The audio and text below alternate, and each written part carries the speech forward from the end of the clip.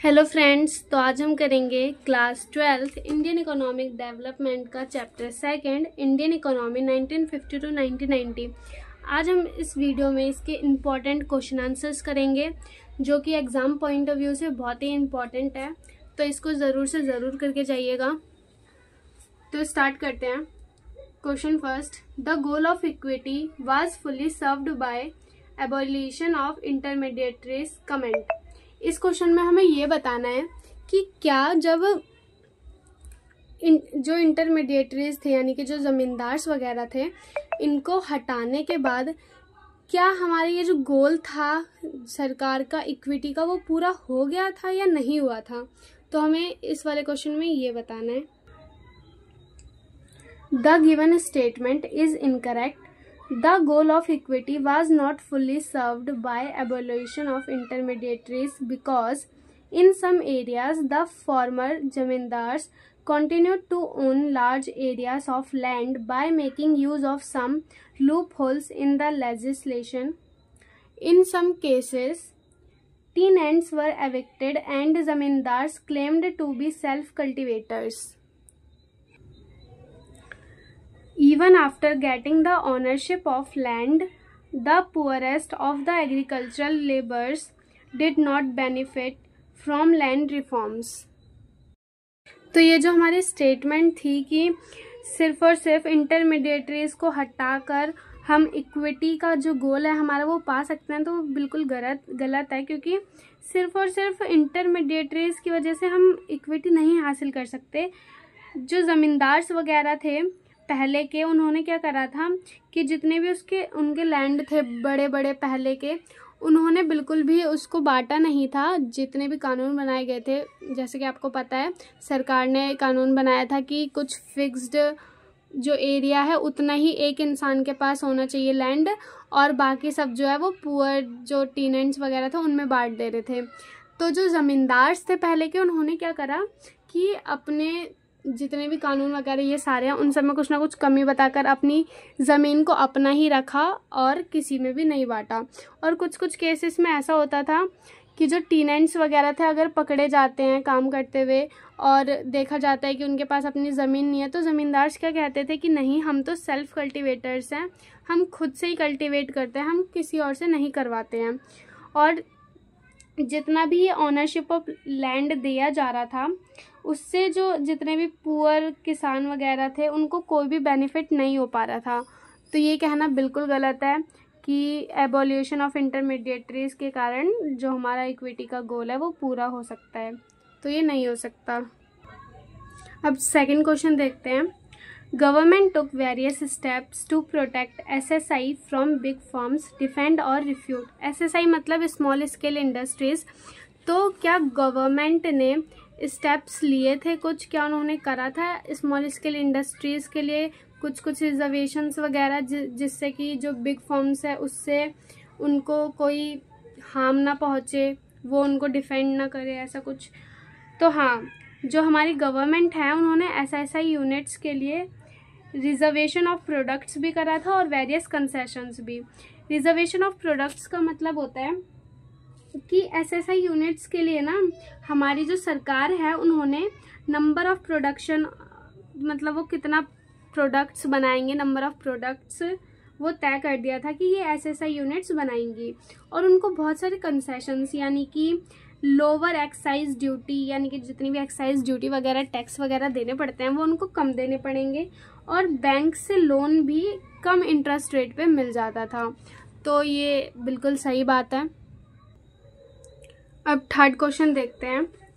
Discuss the rationale behind equity with growth as planning objectives for Indian economy. इसमें हमें बताना है कि इक्विटी विथ ग्रोथ ये जो प्लानिंग ऑब्जेक्टिव है, क्या ये ठीक था। देखो, इक्विटी, पहले तो ये जान लेते हैं कि ग्रोथ होता क्या है। Increase in country's capacity to produce the output of goods and services in an economy. Growth तब मानी जाती है जब एक कंट्री की कितनी मतलब कैपेसिटी है किसी भी गुड या सर्विसेज, इनको आउटपुट कहते हैं, जितने भी गुड सर्विसेज इन सबको प्रोड्यूस कर सके एक कंट्री। जितनी अच्छी कैपेसिटी होती है ना एक कंट्री की गुड्स और सर्विसेज प्रोड्यूस करने की, जितना अच्छा जिस कंट्री का आउटपुट होता है उसकी ग्रोथ उतनी अच्छी मानी जाती है। तो ग्रोथ तो ये होता है।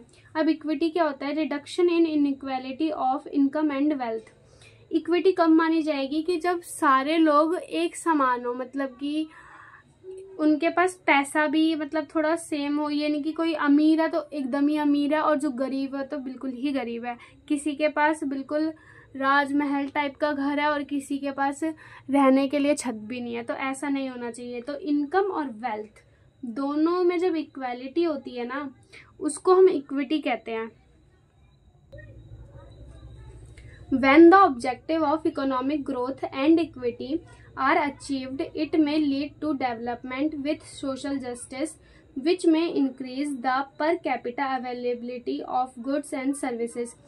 जब हमारी ये दोनों ऑब्जेक्टिव पूरे होते हैं, इकोनॉमिक ग्रोथ भी और इक्विटी भी, ये जब हमारी इकोनॉमी अचीव कर लेती है, उसके बाद जितना भी हमारी कंट्री का डेवलपमेंट होता है वो बहुत अच्छा होता है, क्योंकि जो गुड्स और सर्विसेज की जो आउटपुट है वो बढ़ता है और फिर हमारा पर कैपिटा भी बढ़ता है, जिससे कि हमारी कंट्री की ग्रोथ अच्छी होती है और सब में इक्वालिटी भी रहती है। तब ज़्यादा अंतर नहीं होता गरीब और अमीर में।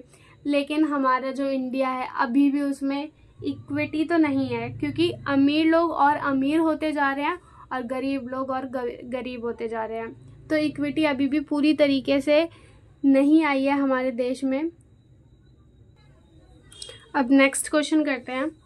Benefits of green revolution were restricted to few states, defend और रिफ्यूट। तो जो ग्रीन रेवोल्यूशन के बेनिफिट्स थे वो कुछ ही स्टेट्स तक पहुंच पाए थे। तो हाँ, वो कुछ ही स्टेट्स तक पहुंच पाए थे, क्योंकि जो ग्रीन रेवोल्यूशन है उसमें हमें हाई यील्डिंग वैरायटी सीड्स की ज़रूरत थी। और जो ये HYV सीड्स है उसको मतलब 2 ही लोग यूज़ कर सकते थे, जिनके पास इरिगेशन फैसिलिटीज़ हो, यानी कि पानी की बहुत अच्छी फैसिलिटी हो, वही लोग यूज़ कर सकते थे। और दूसरा फाइनेंशियल रिसोर्सेज, क्योंकि ये HYV सीड्स जो है वो थोड़े महंगे आते थे, पेस्टिसाइड्स, फर्टिलाइजर्स, ये सारी चीज़ें। इसीलिए HYV सीड्स को ख़रीदने के लिए पैसा भी होना ज़रूरी था और इरिगेशन फैसिलिटीज़ भी, इसलिए कम लोग ही इसे अफोर्ड कर पा रहे थे। इसलिए कुछ ही स्टेट्स में, जैसे कि पंजाब, आंध्र प्रदेश, तमिलनाडु, इन सारे स्टेट्स में जो ग्रीन रेवोल्यूशन है उसका ज़्यादा अच्छा इफेक्ट हुआ था और सारे स्टेट्स में धीरे धीरे पहुंचा था, लेकिन इतना नहीं हुआ था। तो हम कह सकते हैं कि हाँ, ग्रीन रेवोल्यूशन का जो बेनिफिट है वो कुछ स्टेट तक ही रिस्ट्रिक्टेड था। अब 5th क्वेश्चन देखते हैं। Explain how import substitution can protect domestic industry. जो इम्पोर्ट सब्सटीट्यूशन है, यानी कि बाहर देशों से इम्पोर्ट ना करना, उसने किस तरीके से हमारी डोमेस्टिक इंडस्ट्री इंडिया की उसको कैसे प्रोटेक्ट करा। तो जो हमारी गवर्नमेंट है उन्होंने इम्पोर्ट सब्सटीट्यूशन में टैरिफ्स और कोटाज लगाए थे। टैरिफ्स यानी कि जो इम्पोर्टेड गुड्स हैं उन पर टैक्स वगैरह लगाना, हैवी ड्यूटी लगाना, जिससे कि जो हम बाहर से इम्पोर्ट करेंगे उस सामान का जो प्राइस है वो बहुत ज़्यादा बढ़ जाता है, इसीलिए लोग कम इम्पोर्ट करेंगे। और कोटाज होता है fixing the maximum limit on the imports of a commodity, यानी कि एक लिमिट सेट कर देती है सरकार इसमें कि इससे ज़्यादा आप एक कमोडिटी के प्रोडक्ट को नहीं खरीद सकते हो, इम्पोर्ट नहीं कर सकते हो। तो इन 2 तरीक़ों से इम्पोर्ट सब्सटीट्यूशन हमारे इंडिया में हुआ था, ताकि इंडिया की डोमेस्टिक इंडस्ट्री को प्रोटेक्ट करा जा सके। अब नेक्स्ट क्वेश्चन देखते हैं। What is marketable surplus?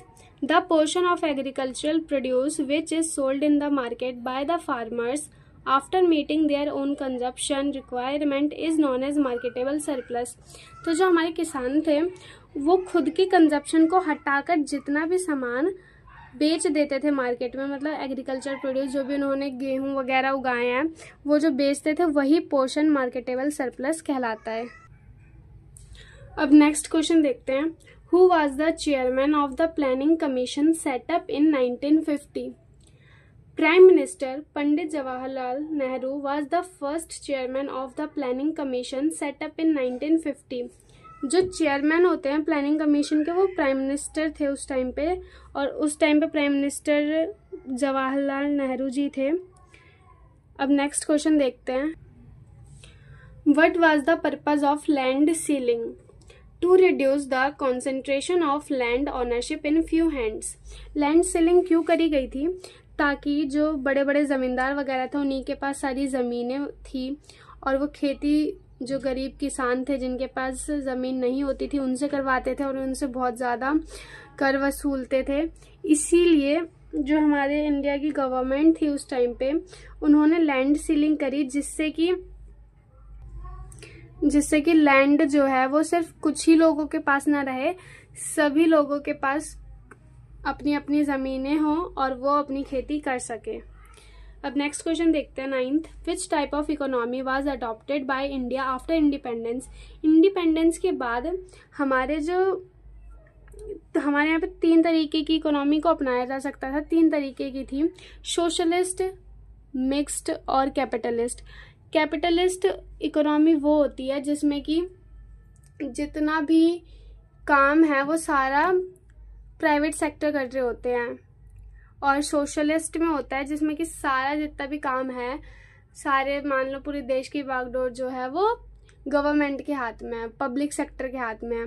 और मिक्स्ड इकोनॉमी हमारे देश में अपनाई गई थी ताकि हमारे देश में पब्लिक सेक्टर भी और प्राइवेट सेक्टर भी दोनों अच्छे से काम कर सके, इसलिए हमारे देश में मिक्स्ड इकोनॉमी अपनाई थी। अब लास्ट क्वेश्चन है, विच आयोग has replaced the planning commission इन 2050? तो पहले प्लानिंग कमीशन हमारे देश में चलती थी, लेकिन उसके बाद 1 जनवरी 2015 में जो national institution for transforming India NITI Aayog यानी कि ये आ गया था। इसके बाद से प्लानिंग कमीशन हट गई थी और नीति आयोग चालू हो गया था। तो आज की वीडियो हम यहीं पे ख़त्म करते हैं। ये कुछ इंपॉर्टेंट क्वेश्चन आंसर्स थे जो कि आपको याद करने बहुत ज़रूरी है क्योंकि ये एग्ज़ाम में अक्सर पूछे जाते हैं। अगर आपको ये वीडियो अच्छी लगी हो तो लाइक, शेयर और सब्सक्राइब ज़रूर करें।